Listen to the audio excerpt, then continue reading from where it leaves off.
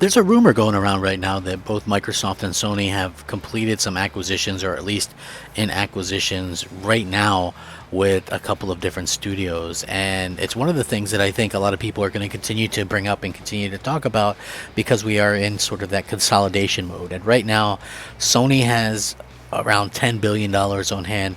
Microsoft has around $60 billion in hand. Clearly, both of them have ideas for purchasing things for probably different reasons. And if you want to get kind of technical about it, both Microsoft and Sony both like the idea of recurring revenue from multi-platform games, but both also realize the significance of having exclusive content for their platform. Right, Microsoft has Game Pass, which obviously they're out there trying to make as something as agreeable as possible for fans, something that people kind of want. And I feel like that's something that they'll continue to add to. And in addition to trying to add to that, they're going to also want some stuff that can be on other platforms as well. Look at Call of Duty, if there's a good example of that. Sony as well, right? Sony is a hardware company first. They realize that people are going to want exclusives for the hardware, but at the same time, you have to be in a situation where you have something that's going to be recurring revenue. And games as a service tend to work much, much better when you have a situation where you can have multiple players from multiple different streams, like both consoles, I'd say. Maybe even not so much PC, but maybe a situation with both consoles. I think that would work out best. Like, could you imagine if, like, I'm not saying that it should be, but could you imagine if, like, a Sea of Thieves was on PlayStation as well? That would be much, much, much better for the game. And to be honest with you, it would also probably lessen the cheating and stuff like that with the PC. But again, we do have a lot of these things kind of working out, and we, a lot of people kind of talking about this stuff. And I came across an article that's sort of talking about Microsoft looking for not only just recurring things, but they're also looking for exclusive and more exclusive content for Game Pass, which I thought was very interesting. And I wanted to get into this video because again, this is the second time I've read where Microsoft might not be interested in buying full-on publisher again, or at least not soon. But little smaller developers are definitely ones that they're going to be interested in, and sort of maybe even getting a tryout from some developers like Crystal Dynamics or Asobo. Or IO Interactive. So I do want to get into this video. It's going to be very interesting. Hey there, everyone. I'm the Crap Gamer, and of course, this is Crap Gamer Reviews, your home for gaming news, opinions, reviews, and of course, much more. You'll probably notice a few cool changes around here, but that shouldn't stop you from giving us a like and possibly consider subscribing if you haven't already done so. Thank you so much for choosing to spend some of your free time with me today. I know all of you are busy, but I appreciate you spending your weekend with me, spending to watch some time. I know you guys have, all kinds of stuff you could be doing, but please leave a like if you wouldn't mind. That would be much, much, much appreciated. And, I'm very grateful for, all you guys coming out here and supporting the channel and stuff like that. Now, a lot of people are upset that Microsoft seems to be going out there on a buying spree. Just to be clear, with the impending purchase of Activision Blizzard for almost $70 billion, Microsoft is now the third largest video game publisher in the world by revenue. It owns several of the world's biggest gaming franchises of all time, including Minecraft, The Elder Scrolls, and now Call of Duty and World of Warcraft. Since the early 2000s, Microsoft has slowly but steadily expanded its holdings, adding to its stable of first-party developers. An explosion of acquisitions in the late teens, combined with the purchase of Bethesda last year, made Microsoft a many-armed behemoth in the gaming industry, surpassed only by Tencent and Sony. So here's kind of a breakdown so far, kind of covering what we have from Microsoft so far. Though formally established as Xbox Game Studios Publishing in 2000, Microsoft has published a wealth of games dating back to the 1970s, including standards like Solitaire and Minesweeper. Throughout the aughts, Microsoft created several first-party studios to handle development of its flagship series. In 2001, Microsoft founded Turn 10 Studios for Forza Motorsport. Halo Infinite developer 343 Industries was created in 2007. The Coalition was born in 2010 after Microsoft bought the Gears of War series from Epic Games.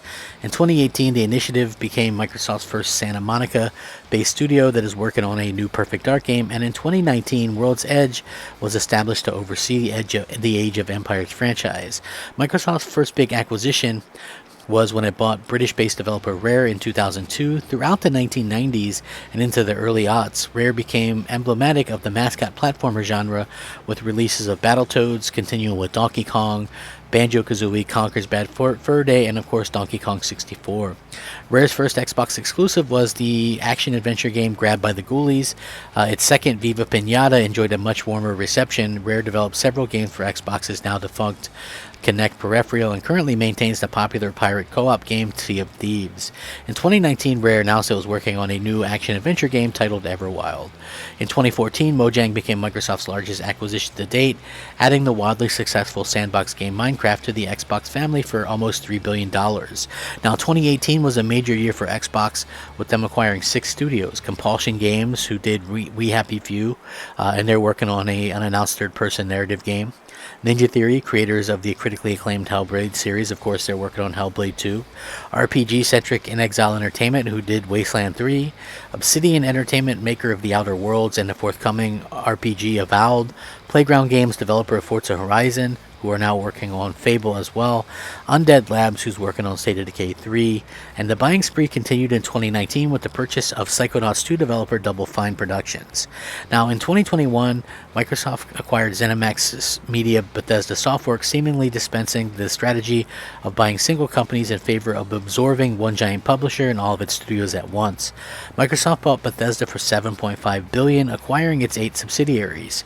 Mobile developer AlphaDog Games, French-based Dishonored and Deathloop developer Arcane, Starfield, Fallout, and Elder Scrolls developer Bethesda Game Studios, Wolfenstein developer Machine Games, id Software, who created Doom and Quake, Tango Gameworks, the Japanese developer behind The Evil Within and the forthcoming Ghostwire Tokyo, Roundhouse Studios, formerly known as Human Head, developers of 2006's Prey, ZeniMax Online Studios, which oversees the MMO The Elder Scrolls Online, and I think Fallout 76. Provided the deal goes through, Microsoft's acquisition of Activision Blizzard will add 9 new studios, bringing the total number of owned studios to 32. The biggest studios in the deal are Call of Duty developer Treyarch and Infinity Ward, as well as Overwatch, Diablo, and World of Warcraft developer Blizzard Entertainment.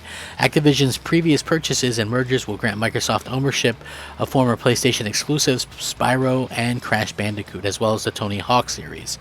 So they have a lot of studios to kind of work with, and there's heavily rumored that they might even pick up Crystal Dynamics, who seems to be out of favor with Square Enix due to the disastrous launch of the Avengers. So, we'll have to see how a lot of people kind of look at this and go, hey, what's going to happen there? What's going to happen in the future?